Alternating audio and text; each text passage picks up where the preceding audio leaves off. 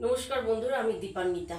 এই দীপান্বিতাস কিচেনে সবাইকে সুস্বাগতম। আজকে নিয়ে এসেছি পটলের একটা দুর্দান্ত রেসিপি। মাছ বা মাংসের কোরমা তো আমরা সাধারণত খেয়েই থাকি। আজকে যে রেসিপিটা শেয়ার করব সেটা হলো পটলের কোরমা রেসিপি। এর স্বাদ কিন্তু মাছ বা মাংসের থেকে কোনো অংশে কম নয়। আর এটা বেঙ্গলি স্টাইল ফ্রায়েড রাইস বা পোলাওয়ের সাথে খেতে দুর্দান্ত লাগে। আর বাড়িতে অতিথি এলে কোনো অনুষ্ঠানের দিন কিন্তু লিস্টে রাখা যেতেই পারে। তাহলে দেখে নেওয়া যাক এই ঝটপট রেসিপিটা। পটলের কোরমার জন্য প্রথমে আমি 500 গ্রাম পটল নিয়েছি। পটলের খোসা অল্প অল্প রেখে তুলে নিয়ে দুদিকেই এরকম কাট লাগিয়ে রেখেছি। এবার পটলগুলোকে ভেজে নেব। তার জন্য গ্যাসটা জ্বালিয়ে কড়াতে 100 ml সর্ষের তেল দিয়েছি। তেলটা এবার গরম হয়ে গেছে। এবার পটলগুলো তেলের মধ্যে ছেড়ে দিচ্ছি।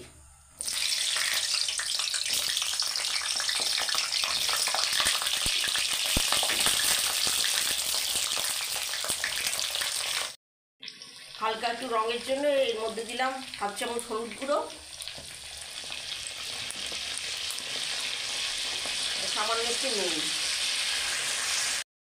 গ্যাসের ফ্লেমটাকে মিডিয়ামে রেখে পটলগুলোকে ভালো করে ভেজে নিতে হবে।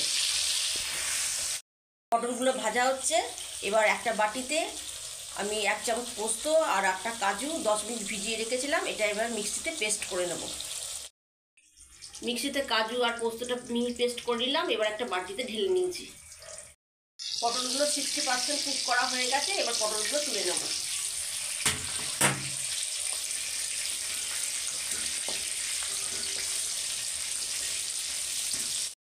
সরষের তেলটা এতটা লাগবে না, আমি কিছুটা তুলে রাখছি।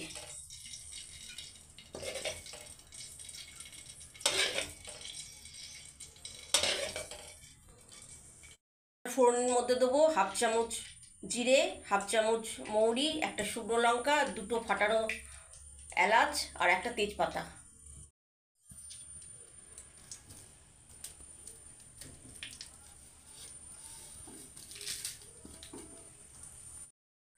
গ্যাসের ফ্লেমটাকে মিডিয়ামে রেখে এগুলোকে একটু ভেজে নিতে হবে যতক্ষণ না ফোড়ন থেকে সুগন্ধি গন্ধ বেরিয়ে আসে। এবার ফোড়নটা ভাজা হয়ে গেছে। এবার এর মধ্যে দেবো একটা গোটা বড় কুচনো পেঁয়াজ।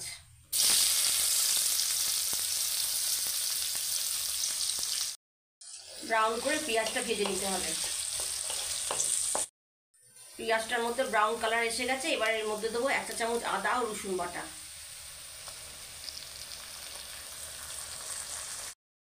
তারপরে দেখুন 2টো কাঁচা লঙ্কা। এগুলো সব একসঙ্গে মিশিয়ে দিলাম। আদা রসুনের কাঁচা গন্ধটা এবার চলে গেছে। এবার রঙের জন্য দিলাম 1 চামচ হলুদ গুঁড়ো আর 1 চামচ কাশ্মীরি লঙ্কা গুঁড়ো। আর স্বাদটা বাড়িয়ে নেওয়ার জন্য এর মধ্যে দিলাম 1 চামচ ধনে গুঁড়ো আর 1/2 চামচ জিরে গুঁড়ো। তারপর সব একসঙ্গে এগুলোকে মিশিয়ে দিলাম। এই মশলাটা ততক্ষণ পর্যন্ত কষাতে হবে যতক্ষণ না পর্যন্ত এর থেকে তেলটা ছেড়ে বেরিয়ে আসছে। এবার মশলাটা থেকে তেলটা ছেড়ে বেরিয়ে এসছে। এবার এর মধ্যে দিয়ে দিলাম একটা টমেটো পেস্ট। টমেটোটা ভালো করে কুক করে নিতে হবে যাতে টমেটোর কাঁচা গন্ধ চলে যায়। আর এই সময় গ্যাসের ফ্লেমটা অতি অবশ্যই লোতে থাকবে। এবার দেখা যাচ্ছে গ্রেভির সাইড থেকে তেলটা ছেড়ে বেরিয়ে এসছে, তাহলে বোঝা যাচ্ছে টমেটোটা ভালো করে কুক করা হয়ে গেছে। এবার এই স্টেজে কাজু আর পোস্তর পেস্টটা দিয়ে দিলাম।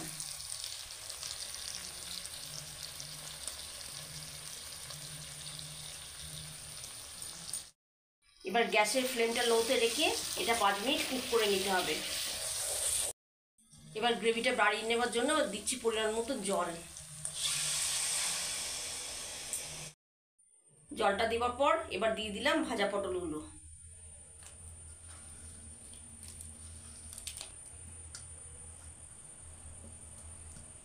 তেলটাকে কাঁচিয়ে নিলাম। তারপরে দিলাম 1 চামচ কসুরি মেথি যাতে টেস্টটা আরও বেড়ে যায়। এবার গ্যাসের ফ্লেমটাকে মিডিয়ামে করে এটাকে ভালো করে ফুটিয়ে নিতে হবে। টমেটোর টক ভাবটা ব্যালেন্স করার জন্য আমি এতে দিলাম সামান্য একটু চিনি। এবার ফ্লেমটাকে লো টু মিডিয়ামে করে ঢাকা দিয়ে 10-12 মিনিট কুক করে নিতে হবে। 12 মিনিট পর ফিরে এলাম।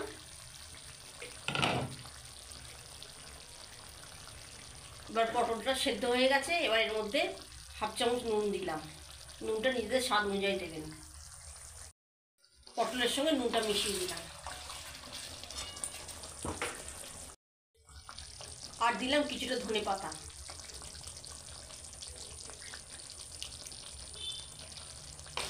দিয়ে মিশিয়ে দিলাম।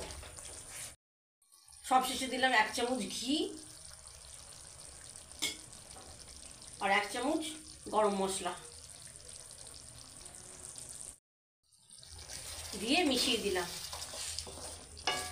এবার গ্যাসের ফ্লেমটাকে অফ করে দেবো। পটলের কোরমাটা আমার তৈরি করা হয়ে গেল। আপনারা এটা অবশ্যই বাড়িতে ট্রাই করে দেখবেন। আমি পটলের কোরমাটাকে প্লেটে সার্ভ করে নিয়েছি। আমার ভিডিওটা যদি আপনাদের ভালো লেগে থাকে, আমার ভিডিওটাকে প্লিজ লাইক করবেন, শেয়ার করবেন, কমেন্ট করবেন। আর নিত্য নতুন রেসিপির আপডেট পাওয়ার জন্য আমার চ্যানেলটিকে অবশ্যই সাবস্ক্রাইব করবেন। সবাই ভালো থাকবেন। আমি আবার হাজির হয়ে যাব নতুন কোনো রেসিপি নিয়ে। নমস্কার।